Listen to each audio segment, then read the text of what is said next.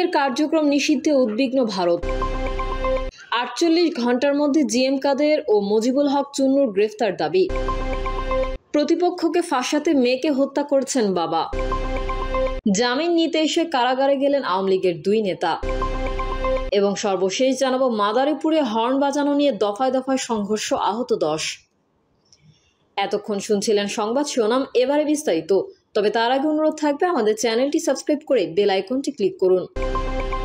আওয়ামী লীগের কার্যক্রম নিষিদ্ধে উদ্বিগ্ন ভারত।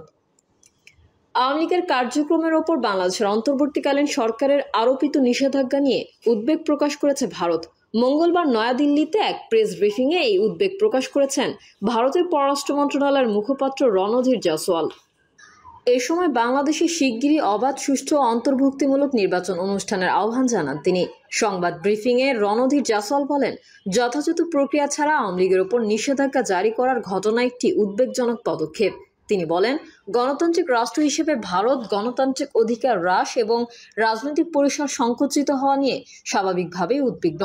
দেশটির পররাষ্ট্র মন্ত্রণালয়ের এই মুখপাত্র বলেন, আমরা বাংলাদেশের অবিলম্বে অবাধ, সুষ্ঠু ও অংশগ্রহণমূলক নির্বাচন আয়োজনে জোরালো সমর্থন জানাই। এর আগে গত শনিবার শান্তিতে নোবেলজয়ী ডক্টর মোহাম্মদ ইউনূসের নেতৃত্বাধীন বাংলাদেশের অন্তর্বর্তী সরকার সন্ত্রাসবিরোধী আইনে আওয়ামী লীগের কার্যক্রম নিষিদ্ধ ঘোষণা করে। ওই দিন রাতে অন্তর্বর্তী সরকারের উপদেষ্টা পরিষদের জরুরি বৈঠকে এই সিদ্ধান্ত নেওয়া হয়। ৪৮ ঘন্টার মধ্যে জিএম কাদের ও মুজিবুল হক চুন্নুর গ্রেফতার দাবি। ৪৮ ঘন্টার মধ্যে জাতীয় পার্টির চেয়ারম্যান জিএম কাদের ও মহাসচিব মুজিবুল হক চুন্নুর গ্রেফতার দাবি করেছেন গণ অধিকার পরিষদের উচ্চতর পরিষদের সদস্য ও গণমাধ্যম সমন্বয়ক আবু হানিফ।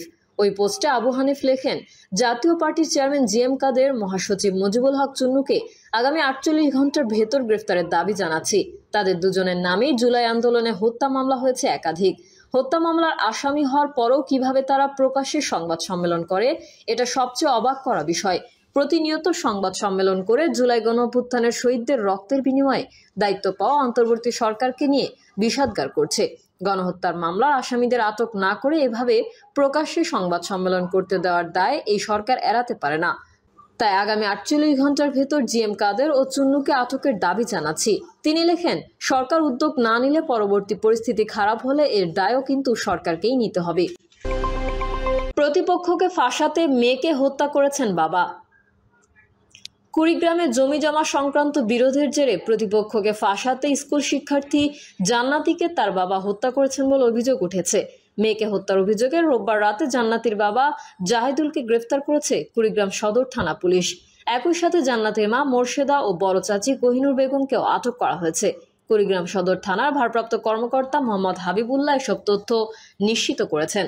জান্নাতীর বাবা জাহিদুলের দেওয়া তথ্য মতে হত্যাকাণ্ডের ব্যবহৃত আলামত উদ্ধার করেছে পুলিশ। তবে তদন্তের স্বার্থে বিস্তারিত জানাতে অপারগতা প্রকাশ করেন ওসি। এর আগে গত শনিবার সকালে কুড়িগ্রাম সদর উপজেলার হালোখানা ইউনিয়নের কাগজিপাড়া গ্রামের নিজ বসতবাড়ির পাশে কৃষি জমি থেকে জান্নাতের মরদেহ উদ্ধার করে পুলিশ।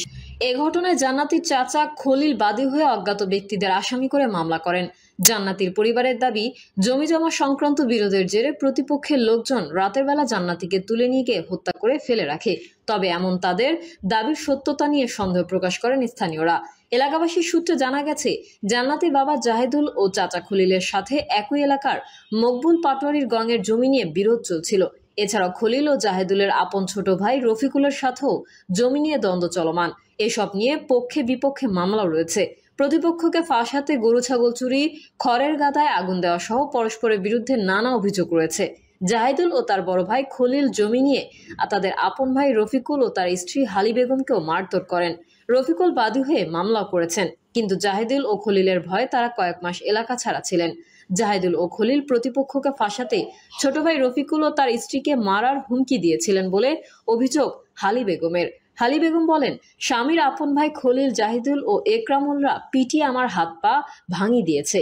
স্বামী সহ আমাকে মারার বুদ্ধি করেছিল, আমাদের মেরে ফেলে মেয়েকে ফাঁসাবে। এটা জানার পর আমি বাড়ি ছেড়ে গেছিলাম। রফিকুল ইসলাম বলেন, জাহিদুল খুব খারাপ লোক। খলিল আর একরামুল মিলিয়ে আমাকে মেরে পাটোয়ারি সহ খন্দকার গোষ্ঠীকে ফাঁসানোর প্ল্যান করেছিল। ওরা আমাকে পেলে 1 ঘন্টার মধ্যে মেরে ফেলবে। ওরা নিজের মেয়েকে নিজে মারছে, এটার কোনো ভুল নাই। আপন ভাইয়ের সাথে দ্বন্দ্বের কারণ জানতে চাইলে এক প্রশ্নের জবাবে রফিকুল বলেন, আমার 5 বিঘা জমি ওরা আবাদ করতে দেয় না। আমি বন্ধক রাখছি, সেই বন্ধক নেওয়া লোকেদেরও জমিতে নামতে দেয় না। এই নিয়ে আমাকে ও আমার স্ত্রীকে মারধর করে মেরে ফেলতে চাইছে। আমি মামলাও করেছি।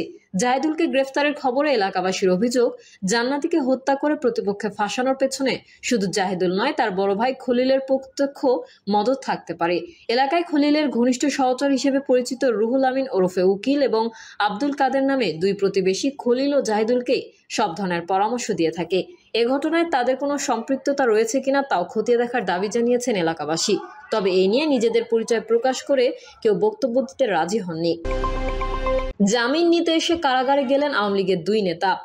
জয়পুরহাটে জামিন নিতে গিয়ে কারাগারে গেলেন ইউপি চেয়ারম্যান সহ আওয়ামী লীগের দুই নেতা।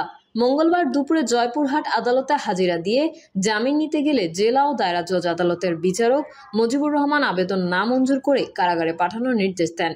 জয়পুরহাট জজ আদালতের পিপি অ্যাডভোকেট শাহিনুর রহমান বলেন, মশিউর রহমান শামীম এবং নুরনবী চৌধুরী বৈষম্য বিরোধী ছাত্র আন্দোলনের শিক্ষার্থী বিশাল মেহেদী হত্যা ও ছাত্র জনতার পর মামলার এজাহারভুক্ত আসামি। তারা হাইকোর্ট থেকে 8 সপ্তাহের আগাম জামিন নিয়েছিলেন। জামিনের মেয়াদ শেষ হওয়ায় আজ তারা জয়পুরহাট আদালতে হাজির হয়ে আবার জামিন আবেদন করেন, কিন্তু আদালত তা নামঞ্জুর করে কারাগারে পাঠানোর নির্দেশ দেন। মাদারীপুরে হর্ন বাজানো নিয়ে দফায় দফায় সংঘর্ষ, আহত 10। মাদারীপুরের কালকিনিতে উচ্চ শব্দে হর্ন বাজানোকে কেন্দ্র করে দুই পক্ষের মধ্যে দফায় দফায় সংঘর্ষের ঘটনা ঘটেছে। এতে উভয় পক্ষের 10 জন আহত হয়েছেন। পুলিশ আহত স্থানীয় সূত্রে জানা যায়, সোমবার বিকেলে কালকিনি থেকে ঢাকার উদ্দেশ্যে সার্বিক পরিবহনের একটি যাত্রীবাহী বাস চালিয়ে যাচ্ছিলেন চালক ওহিদুল ব্যাপারী। বাসটির রেন্ডিতলা এলাকায় এলে হর্ন দেন। এ সময় হর্নের শব্দে ভয় পেয়ে মোটরসাইকেলে থাকা মেহেদী ঘরামি নামে একজন খাদে পড়ে যান। এতে ক্ষিপ্ত হয়ে মেহেদীর লোকজন বাসটিতে ধাওয়া দিয়ে ভোরঘাটা বাসস্ট্যান্ড এলাকায় নিয়ে যায়। এ সময় সার্বিক পরিবহনের চালক ওহিদুল ব্যাপারীকে মারধর করা হয়। এই খবর ছড়িয়ে পড়লে স্থানীয় দুই পক্ষের মধ্যে দফায় দফায় সংঘর্ষের ঘটনা ঘটে। এ সময় একাধিক ককটেল বিস্ফোরণ হয়। এছাড়াও বেশ কিছু যানবাহনও ভাঙচুর করা হয়। এ ঘটনায় উভয় পক্ষের 10 জন আহত হয়েছেন। আহতদের কালকিনি উপজেলা স্বাস্থ্য কমপ্লেক্স সহ বিভিন্ন হাসপাতালে ভর্তি করা হয় ও প্রাথমিক চিকিৎসা দেওয়া হয়। সংঘর্ষকালে ঢাকা বরিশাল মহাসড়কে যান চলাচল বন্ধ হয়ে যায়। খবর পেয়ে সেনাবাহিনী ও পুলিশ ঘটনাস্থলে গিয়ে পরিস্থিতি নিয়ন্ত্রণে আনে। সংঘর্ষের পর এলাকায় উত্তেজনা থাকায় অতিরিক্ত পুলিশ মোতায়েন করা হয়েছে।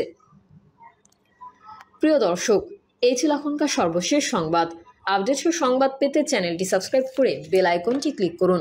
কমেন্টে আপনার মতামত জানিয়ে আমাদের সাথেই থাকুন। ধন্যবাদ সবাইকে। আল্লাহ হাফেজ।